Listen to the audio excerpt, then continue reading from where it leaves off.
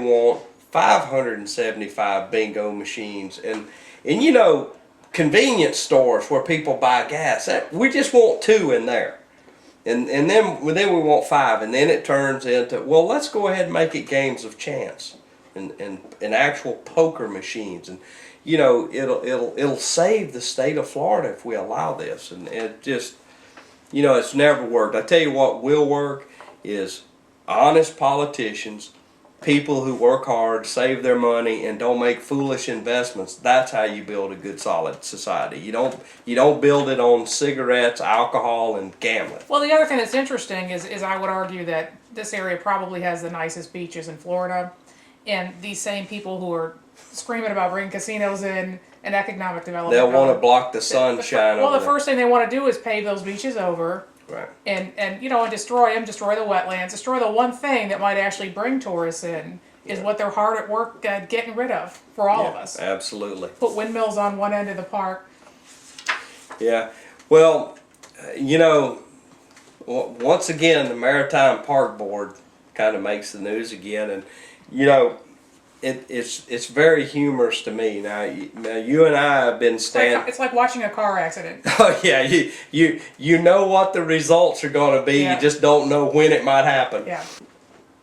We have a group of people on this Maritime Park Board that's basically been saying all this time, just be quiet. We're handling this. We're smart guys. We got it under control. Just sit there and watch us. Well, their consultant. I always do this when I say consultant. Well, you may want to do that. I hope to goodness that Santa Rosa County's consultant in Washington D.C. and our consultant at the state and our consultant at Team Santa Rosa would at least know the subject matter for which he speaks, because this guy, it is just absolutely humorous where he's left out giant details and where changes have been made, and he didn't even express it to the board members. He reported to the board about a month and a half ago, and he failed to tell them that the public parts of this project, boondoggle project, the public parts that the reason everybody had voted for, this classrooms and this civics or this convention area, had been removed. Right. From the plans. He failed to report that to the board, and apparently none of them bothered to read the new specifications, and now they're surprised. I just have to laugh now. You've put out, you're the smart guys, and you're going to handle it, and you're dealing with a consultant that it's just an absolute mess all the way around. And let's go ahead and mention the fact that the same people who have been involved with this mess with the Maritime Park also want to consolidate the governments of Escambia and Pensacola, and of course they want to be in charge of that. They want a strong mayor government in Pensacola where one person is going to basically be in charge of, or would have the ability to, from what it sounds, from what I'm hearing, to hand out government jobs. That's a bad portent right there in government contracts. Even when times are good, the power hungry in every community is trying to consolidate power.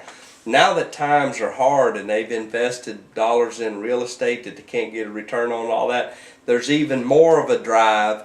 Honest to goodness, looking at this thing, it looks like in Escambia County they want to get it down to maybe 5 people that control every economic decision in Escambia County. Every decision, period, because economic development, I mean, everything falls under that if you write it correctly. But I mean, can you imagine these people getting control over civil service positions, their salaries, who fills them, what the job duties are? Think about that. It would be like Team Santa Rosa running the whole town. Certainly we watch, we have 5 commissioners and the city of Pensacola, there's 10 councilmen on that. Sometimes I have thought to myself, especially the city of Pensacola, well, that's a lot of people making decisions. But then again, it breaks up the corruption. But then again, I don't want 4 people. No, you don't. Keep your eye on the ball, ladies and gentlemen.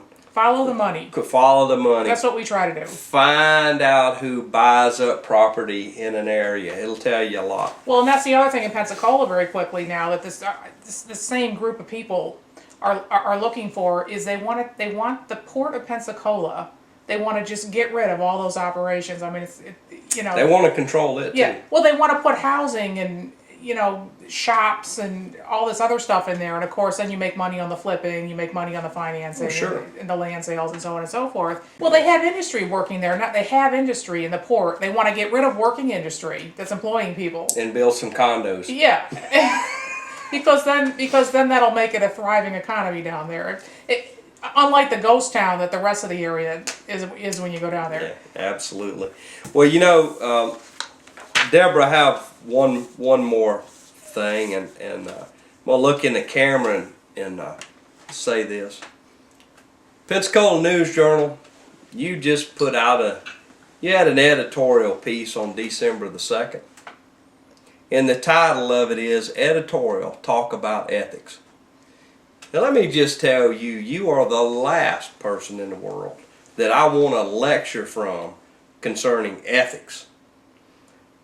I personally, and know many other people who have shoved all kind of stories to you that you should have covered, that involve government circumstances, that involved all kind of things. Crooked land deals. Crooked land deals. Questionable land deals, to say the least. Nope, you keep writing your garden story and weeds in the middle of the road stories. Clean around your own doorstep before you start telling me about ethics. You know, it's just amazing. I actually thought they were being ironic when I first saw that as well. Well, apparently you think every editorial that you see is humorous, or them trying to... The word that I would use for this one, I'm going to go with pompous. That would be a good one. Well, Deborah, as you can see, I had to put on my Santa Claus hat. You've added an accessory. I've added an accessory. But look, I just wanted to take a moment, ladies and gentlemen. A lot of times we get into some serious stuff here. I and Deborah, we want to wish you a Merry Christmas. I want you to value your friendships and be sure you call people that maybe you haven't seen for a while, and share the spirit. You know, if you were to ask my family, I work 364 days out of the year just so I can participate in Christmas. It's a very special time for me. And look, reach out there and say hi to people you hadn't seen in a while. When you out on the streets during this very busy season, take the time to say Merry Christmas and thank you, and I'm happy to see you, and all of those things. And keep what the spirit is. It's not about what you get on Christmas. It's what you give on Christmas. And we really need to work on that spirit year round of giving to our family, giving to our community, and all what we do. So I just wanted to wish you a Merry Christmas. Have a safe and